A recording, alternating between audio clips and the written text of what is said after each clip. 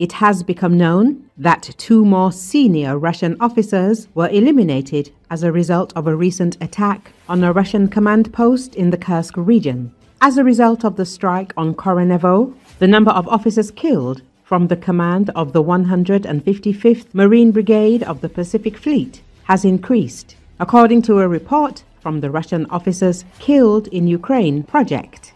Analysts have identified the names of 2 more killed officers: Colonel Sergei Ilyin, Brigade Commander; Colonel Leonid Bashkardin, Chief of Staff of the Brigade.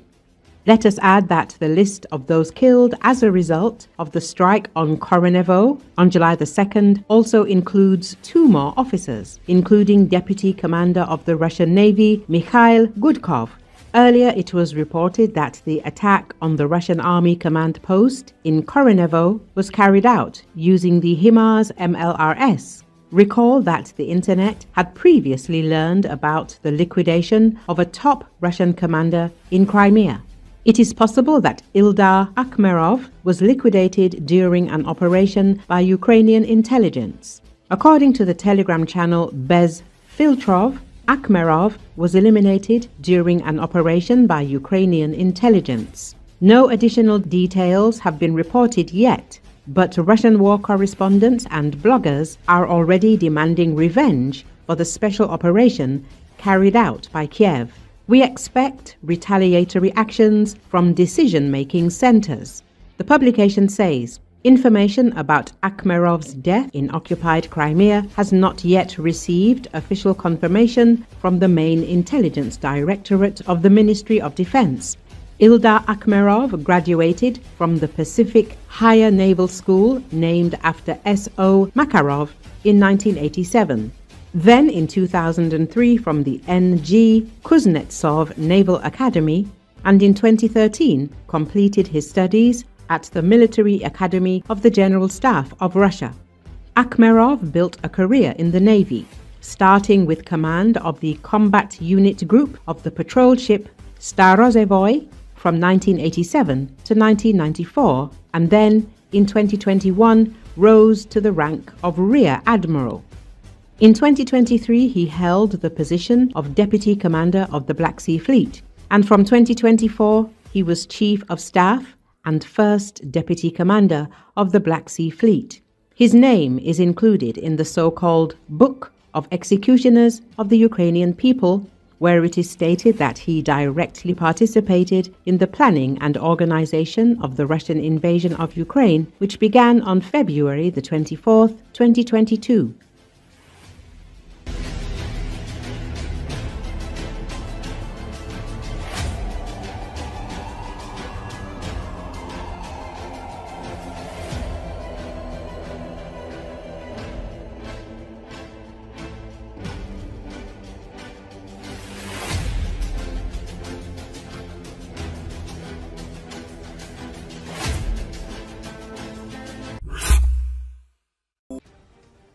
Ukraine seems to have found the aggressor's sore spot.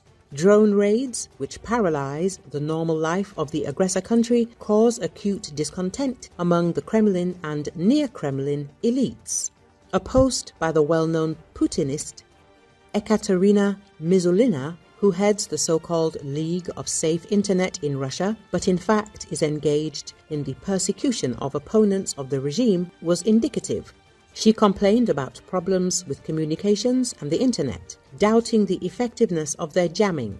It's strange, but even on Wi-Fi in Telegram, photos and videos load slowly. I won't even mention calls. Does turning off mobile internet really help solve the problem of UAVs?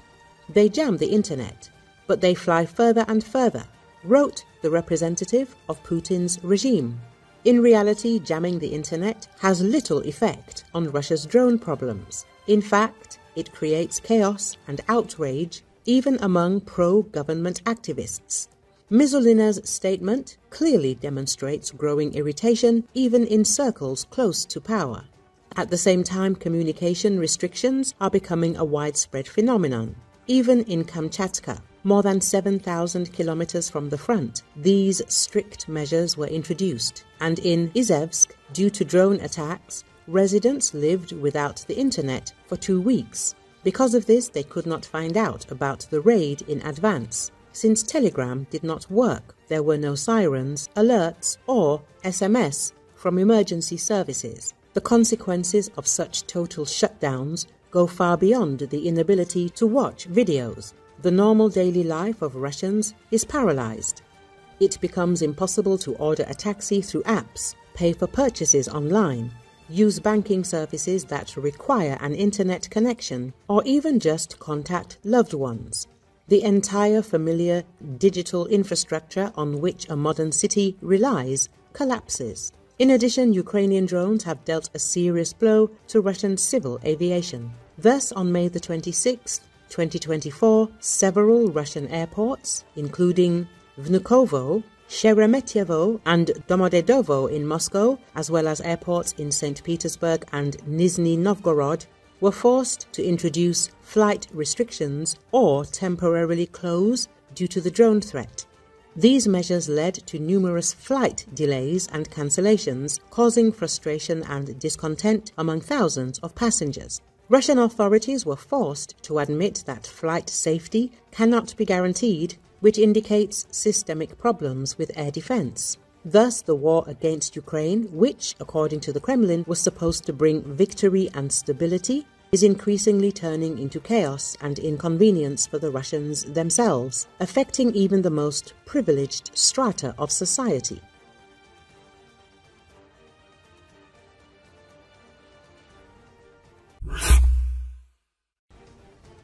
Russian military propagandist Maxim Kalashnikov openly described the catastrophic problems of the Russian army at the front in his Telegram channel. According to him, Ukrainian drones have begun a systematic hunt for long-range guns, self-propelled artillery units and towed howitzers. The Ukrainian armed forces are deliberately destroying jacinths and pions, depriving the occupiers of key means of fire pressure from a distance. First, the drones destroy the grates and grills, and then they hit the gun barrels with cumulative charges. Kalashnikov admits that the Russian army is not capable of quickly replenishing losses due to a shortage of barrels and chronic problems with production. According to the Russian blogger, it is the drones that have become the main factor that disrupts the offensive plans of the Russian armed forces and inflicts major losses on them. The death zone of Ukrainian drones, according to his estimates, already extends 50 kilometers from the front line. The Ukrainian armed forces are methodically hitting logistics, warehouses and columns of equipment, forcing the Russians to get nervous and break away from their positions. Of particular note is the admission that the Ukrainian army has a separate branch of the armed forces, the Unmanned Systems Forces, while Russia has yet to create such a structure. He also added that his bad feelings are coming true, as the Ukrainian armed forces are dragging out the fighting, turning each attempt at an offensive by the Russians into a series of painful defeats. Despite reports that we have surpassed Ukraine in drone production, systematicity beats quantitative superiority, Kalashnikov admitted. These statements by the Russian side actually confirm that Ukraine has developed effective tactics that allow it to inflict high losses on the Russian army. The systematic use of drones by the Ukrainian armed forces has become a factor that has sharply increased the occupiers' losses and is bleeding their offensive potential. Earlier, military expert Vasily Pekhnio explained how much drones have changed logistics in the Russian-Ukrainian war. This is actually a full-fledged combat operation. The formula reconnaissance drone plus attack UAV, which is actively used at the front, has essentially brought the classic supply chain to its knees. The usual logistics scheme, which is a large block both in the defense forces and in world military strategies, has already outlived itself, and therefore ground robotic systems, which switch the main blow to themselves, are now very important. Now, logistics is actually a full-fledged combat operation, and as our soldiers say, it is much more difficult than, for example, storming the positions directly. The analyst emphasized.